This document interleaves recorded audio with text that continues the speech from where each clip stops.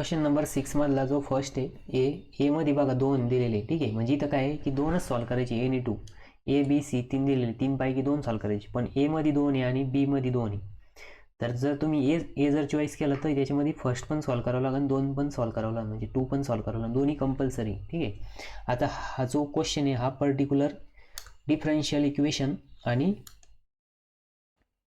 प्रोबॅबिलिटीचा एक 6 मार्काचा क्वेश्चन याच्यामध्ये, म्हणजे दोघांवरती डिपेंड आहे, ठीक आहे. तर बघा 6 मधला फर्स्ट जो दिलेला आहे त्याचं सोल्युशन बघू आपण. मग 6 मधला फर्स्ट काय दिलेला आहे, तो दिलेला आहे बघा, सॉल्व 1 + x²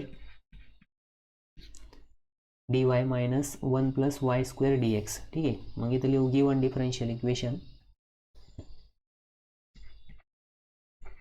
गिवन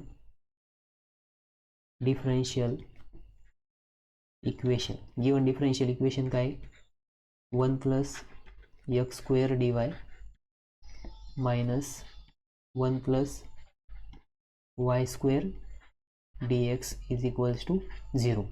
मग बघा आता हे इक्वेशन जर आपण ऑब्झर्व केलं तर याच्यामध्ये आपण इझिली व्हेरिएबल सेपरेबल अप्लाय करू शकतो, ठीक आहे.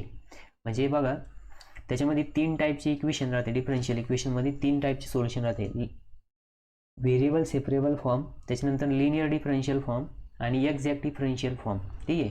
तर याच्यामध्ये व्हेरिएबल सेपरेबल दिसते का, कारण की इथं बघा डीवायच्या साईडला एक्सच्या टर्म आहे, मग आपण एक्सच्या टर्म डीएक्सच्या साईडला नेऊ शकतो आणि वायच्या टर्म डीवायच्या साईडला नेऊ शकतो. त्यासाठी आपल्याला काय करावं लागेल, मग बघा इथं सगळ्यात पहिले हे जे मायनस आहे ते इकडे नेऊ, म्हणजे प्लस होईल. म्हणजे इथं काय येणार, 1 + x² dy is equals to काय येणार, 1 + y² dx येणार.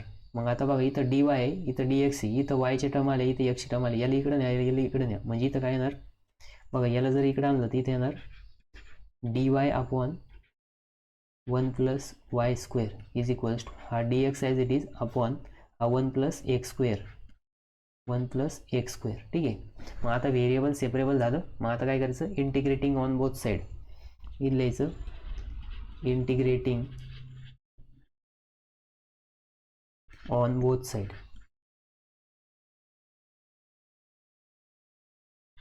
मग इंटिग्रेट करा दोन्ही बाजूनी.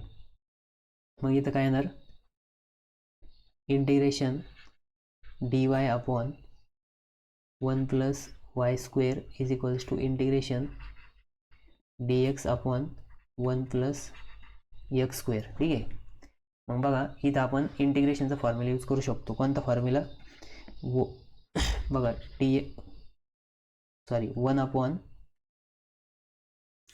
1 + x² dx असं जर असेल त्याचं काय येतं, tan inverse of x + c येतं, ठीक आहे.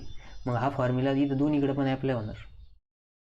या फॉर्म्युल्यानुसार इथं काय येईल बघा, इथं येणार या साईडला काय येणार, tan इनवर्स ऑफ, आता बघा dy च्या रिस्पेक्टमध्ये इंटिग्रेशन आहे, म्हणजे इथं काय येणार tan inverse of y is equals to इकडच्या साईडला tan inverse of x + c येणार, ठीक आहे. आणि यालाच तुम्ही जर रिअरेंज करून लिहिलं इथं काय येऊ शकतं, tan inverse of y minus tan inverse of x is equals to c. हे काय आलं तुमचं फायनल इक्वेशन आलं, फायनल सोल्युशन आलं कशाचं, डिफरन्शियल इक्वेशनचं, ठीक आहे. हे दोन्ही पण सेम आहे, ठीक आहे. तुम्ही इथपर्यंत जरी सॉल्व्ह केलं आणि हे जरी इकडं लिहिलं तरी पण तुम्हाला सेम मार्क भेटणार आहे, ठीक आहे. तर बघा आता आपण 6 मधला सेकंड सॉल्व्ह करू.